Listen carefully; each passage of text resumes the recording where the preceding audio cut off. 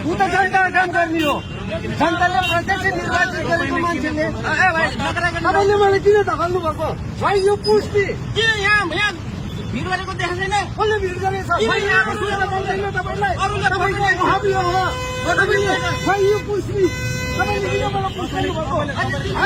मैले पुष्ट गरेँ भने तपाईँको हालत के होला? तपाईँले हुने एउटा जनताले प्रत्यक्ष निर्वाचित गरेको व्यक्तिको अहम यो हो। यत्रो भिड भइरहेको छ, भिडमा यत्रो भिड भइरहेको छ, पछाडिबाट भिड भइरहेको छ। भिडमा त कमसेकम भिड गर्नुपर्छ नि, अर्को पालो सकेपछि अर्को पालो भिड मैले भनेको पालो पालो आफ्नो काम गरेर जानु भएको राम्रो काम सपोर्ट गर्छ।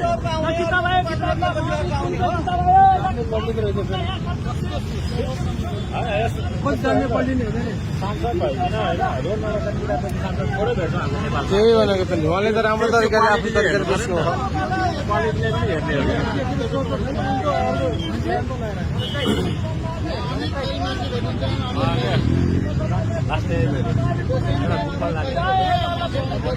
किताब त किन्नै पऱ्यो क्या?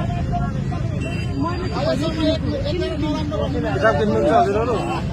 त्यही भन्न चाहनुहुन्छ?